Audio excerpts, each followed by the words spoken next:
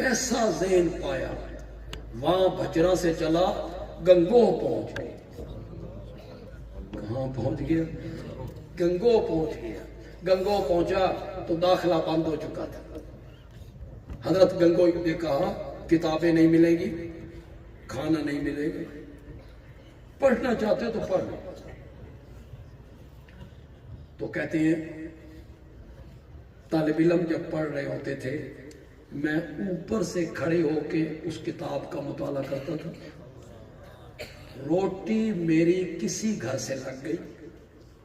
ایک دن جو سبق جاری تھا تو میں نے ایک اعتراض کیا، حضرت گنگوئی نے جواب دیا، میں نے ان کے جواب پر پھر اعتراض کیا تو وہ کہتے ہیں کہاں سے آئے ہو؟ کہ پنجاب سے۔ تو کہتے ہیں پنجابی مولوی آج کے بعد میری کتابیں تیرے پاس ہوں، کھانا بھی میرے گھر سے آئے گا۔ غالباً 18 کتابوں کا پہلے سال امتحان دیا۔ کتنی کتابوں؟ حضرت گنگوئی ساتھ بیٹھے۔ ممتحن جب کوئی سوال کرتا ہے تو یہ اس کے سوال پر سوال کر دے گا، وہ کوئی سوال کرتا ہے یہ اس کے سوال پہ سوال کر دے گا۔ آخر تنگ ہو کے ممتحن کہتا ہے گنگوئی صاحب امتحان میں لینا یا اس لینا؟ کیسا مقام، کیسا ذہن پایا۔ ایک جٹ کا بیٹا، ایک جٹ کا بیٹا وہاں بھچرا کے خرابہ آباد سے اٹھا، آسمان شہرت پہ چمکنے لگا، بڑے بڑے شاگردوں کے انبار لگ گئے، سادہ اتنا کہ دیکھنے والا پہچانے بھی نہیں۔ حضرت مولانا انور شاہ کشمیری رحمت اللہ علیہ بڑا نام ہے، ان کا داماد ہے، شاگرد ہے مولانا احمد رضا بجنوری۔ انہوں نے اپنے سسر سے پوچھا دورہ حدیث پڑھ لی ہے، اللہ اللہ سیکھنا چاہتا ہوں، کہاں جاؤں؟ تھانہ بھون میں حضرت تھانوی موجود ہیں، خود دیوبند میں حضرت مدنی موجود ہیں، ان کی خانقاہیں تھانہ بھون میں بھی، دارالعلوم دیوبند میں بھی، اور داماد اپنے سسر سے پوچھتا ہے اللہ اللہ سیکھنا چاہتا ہوں، کہاں جاؤں؟ اور مولانا انور شاہ کشمیری رحمت اللہ علیہ جیسا عالم اپنے داماد کو کہتا ہے اللہ اللہ سیکھنا چاہتے ہو تو وہاں بھچرا چلے جاؤ۔ وہ دیوبند سے چلتا ہے، سفر کرتے کرتے وہاں بھچرا کے اسٹیشن پہ اترتا ہے، پوچھ کے چلتے چلتے ڈیرے پہ آتا ہے، سامنے ایک بندہ ہے، کہتا ہے حسین علی سے ملنا ہے۔ انہوں نے کہا آؤ میں تمہیں ملا دوں۔ لے گئے، روٹی لے آئے، لسی لے آئے۔ وہ کہنے لگے میں مولانا حسین علی سے ملنا چاہتا ہوں، تو روٹیاں دے چکر وچ پی گیا تے لسیاں تے پانیاں دے چکر وچ پی گیا۔ فرمایا مجھے ہی حسین علی کہتے ہیں، مجھے ہی حسین علی کہتے ہیں۔ سادگی کی انتہا دیکھیے، سادگی کی انتہا دیکھیے۔ فقہ کے معاملے میں علماء کرام اور طلباء اعظام میری اس بات کو غور سے سنیں، ہم نے صرف ان کا تعارف کروایا مفسر کی حیثیت سے، صرف مفسر کی حیثیت سے۔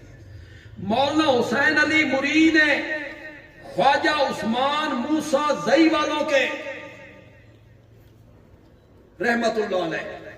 یہ ڈیرہ اسماعیل خان میں موسیٰ زئی، یہاں ہوتے تھے خواجہ عثمان، ان کے ہاتھ پر بیعت کی تھی۔ خواجہ عثمان کا ایک بیٹا تھا خواجہ سراج الدین۔ حضرت عثمان نے اپنے بیٹے کو تعلیم کے لیے وہاں بھچرا بھیجا تھا۔